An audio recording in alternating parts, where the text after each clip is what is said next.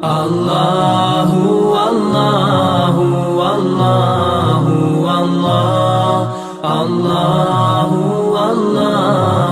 اللہ اللہ۔ السلام علیکم ورحمۃ اللہ وبرکاتہ۔ بسم اللہ الرحمن الرحیم، نحمدہ ونصلی علی رسولہ الکریم، اما بعد۔ حضرت علی رضی اللہ تعالیٰ عنہ حضور صلی اللہ علیہ وسلم کے بعثت سے 10 سال پہلے پیدا ہوئے، اور حضور صلی اللہ علیہ وسلم پر ایمان لانے والے سب سے پہلے بچے ہیں۔ سب سے پہلا وہ بچہ جس نے اسلام قبول کیا ہے وہ حضرت علی رضی اللہ تعالیٰ عنہ ہیں۔ حضور علیہ الصلاۃ والسلام کے ساتھ حضرت علی رضی اللہ عنہ کی بہت خصوصی نسبت ہے اور آپ کے بہت فضائل ہیں۔ یہاں تک کہ علماء نے لکھا ہے کہ حضرت علی رضی اللہ عنہ کے فضائل بہت زیادہ ہیں، اور ان صحابہ میں آپ کا شمار کیا جاتا ہے جن کے فضائل بکثرت احادیث مبارکہ میں وارد ہوئے ہیں۔ آپ خلفۂ راشدین میں سے چوتھے خلیفہ ہیں، جن کے بارے میں حضور علیہ الصلاۃ والسلام نے فرمایا علیکم بسنتی و سنت خلفاء الراشدین المہدیین، کہ تم پر میرے خلفۂ راشدین کی اتباع لازم ہے۔ انہی میں سے ایک حضرت علی رضی اللہ تعالی عنہ بھی ہیں۔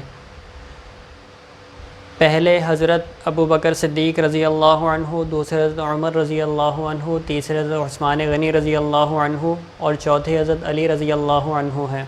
حضرت علی رضی اللہ عنہ کی ایک بڑی فضیلت یہ بھی ہے کہ حضور علیہ الصلاۃ والسلام نے اپنی پیاری بیٹی حضرت فاطمہ الزہرا رضی اللہ عنہ کا نکاح حضرت علی رضی اللہ عنہ سے کیا۔ حضور صلی اللہ علیہ وسلم نے حضرت علی، حضرت فاطمہ، حضرت حسن حسین رضی اللہ عنہما کو جمع کر کے فرمایا کہ یہ میرے اہل بیت ہیں۔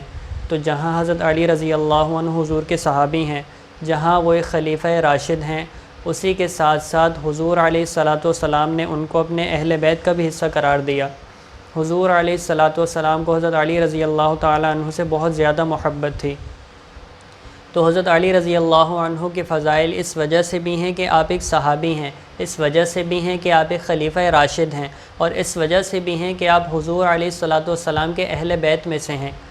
آپ کے جو 2 بیٹے ہیں، جو صاحب زادے ہیں، حضرت حسن، حضرت حسین رضی اللہ عنہما، ان کے بارے میں حضور صلی اللہ علیہ وسلم نے فرمایا سیدہ شباب اہل الجنہ۔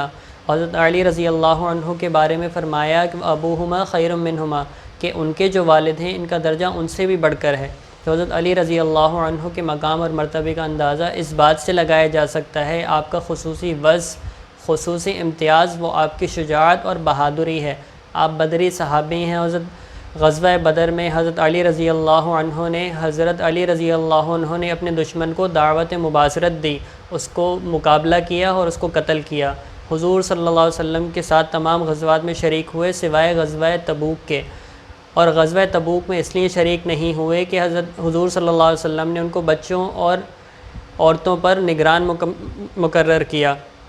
ان کی بڑی خواہش تھی کہ آپ صلی اللہ علیہ وسلم کے ساتھ غزوے میں شریک ہوں، لیکن یہاں حضرت علی رضی اللہ عنہ کو ایک بڑی فضیلت حاصل ہوتی ہے۔ حضرت علی کو حضور علیہ الصلاۃ والسلام نے فرمایا اما ترضی ان تکون بمنزلۃ ہارون وموسیٰ، کہ کیا تمہیں یہ بات پسند نہیں کہ تمہیں مجھ سے وہ مقام اور وہ مرتبہ حاصل ہو جائے جو حضرت ہارون کو حضرت موسیٰ علیہ السلام سے حاصل تھا، کہ حضرت ہارون حضرت موسیٰ علیہ السلام کے بھائی تھے۔ حضور علیہ الصلاۃ والسلام نے اس حدیث میں گویا حضرت علی رضی اللہ عنہ کو اپنا بھائی قرار دیا۔ آپ کی شجاعت، آپ کی بہادری اور آپ کے فیصلوں میں انصاف آپ کا بھی خصوصی امتیاز ہے، جو آپ کی ایک شان ہے، اور جس کا بڑی وضاحت کے ساتھ اور بڑی صراحت کے ساتھ اور بڑی خصوصیت کے ساتھ کتابوں میں تذکرہ ملتا ہے کہ کس درجے کا آپ نے انصاف قائم کیا اور کس درجے کی آپ میں بہادری تھی۔ غزوہ خیبر کے موقع پر حضور علیہ الصلاۃ والسلام نے فرمایا تھا لأعطین رأیت غدا، اور بعض روایت میں ہے یحب اللہ ورسولہ، کہ میں کل جھنڈا اور علم ایسے شخص کے ہاتھ میں دوں گا جو اللہ اور اس کے رسول سے محبت کرتا ہے اور جس سے اللہ اور اس کے رسول محبت کرتے ہیں۔ حضرت عمر رضی اللہ تعالی عنہ فرماتے ہیں کہ مجھے کبھی عمارت کا شوق نہیں ہوا، کبھی امیر بننے کا اس چیز کا شوق نہیں ہوا کہ میرے ہاتھ میں جھنڈا ہو، علم ہو، سوائے اس دن کے، اس لیے کہ اس دن کے بارے میں حضور علیہ الصلاۃ والسلام نے اس شخصیت کے بارے میں یہ فرمایا تھا کہ اس شخص سے اللہ اور اس کا رسول محبت کرتے ہیں۔ تو یہ اتنی بڑی فضیلت حضرت علی رضی اللہ تعالی عنہ کو حاصل ہوئی۔ حضرت علی رضی اللہ تعالی عنہ نے فرمایا کہ میرے بارے میں 2 طبقات ہلاک ہوں گے، ایک وہ طبقہ جو میرے بغض میں ہلاک ہوگا، اور دوسرا وہ طبقہ جو میری تعریف میں حد سے زیادہ مبالغہ کرے گا۔ ہمارے لیے تمام صحابہ کرام محترم ہیں، اور اہل بیت کا احترام تو اور بھی عام صحابہ سے بھی بڑھ کر اس لیے ہیں کہ ان کے حضور علیہ الصلاۃ والسلام کے ساتھ بڑی خاص نسبت ہے۔ لیکن اس کے ساتھ ساتھ ہمیں اپنی زندگی میں اس چیز کو دیکھنا چاہیے کہ ہم افراط و تفریط کا شکار نہ ہوں۔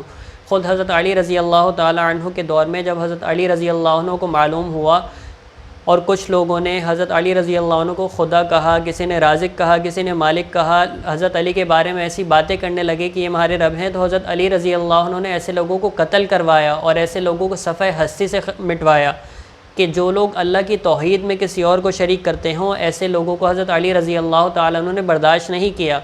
لہٰذا تعریف میں ایسا مبالغہ کہ خدا نہ خواستہ ہم ان کو نبی سے بڑا کر دیں یا اللہ سے ان کا مقام بڑا کر دیں، یہ بہت ہی خطرناک بات ہے۔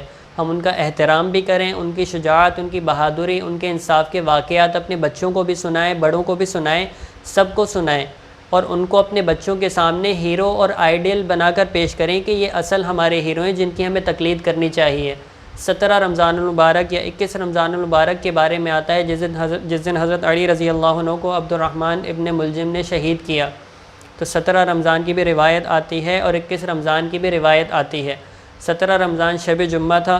حضرت علی رضی اللہ عنہ کی حکومت کو 5 سال ہونے کو تھے، 4 سال اور 9 مہینے آپ رضی اللہ عنہ کی حکومت رہی، اس کے بعد آپ رضی اللہ عنہ کو شہید کیا گیا۔ اللہ تعالی ہمیں تمام صحابہ کا حقیقی مقام سمجھنے کی توفیق نصیب فرمائے، اور جس طرح سے حضور علیہ الصلاۃ والسلام نے جن صحابہ کا جو مقام بتایا ہے ان کے مقام کے مطابق اللہ پاک ہمیں بھی ان کو اہمیت دینے کی توفیق نصیب فرمائے، اور اللہ تعالی ہمیں ایسی بہادری، ایسی شجاعت اور ایسا عدل و انصاف قائم کرنے کی توفیق نصیب فرمائے۔ وآخر دعوانا ان الحمد للہ رب العالمین۔ اللہ اللہ اللہ اللہ اللہ اللہ اللہ اللہ اللہ اللہ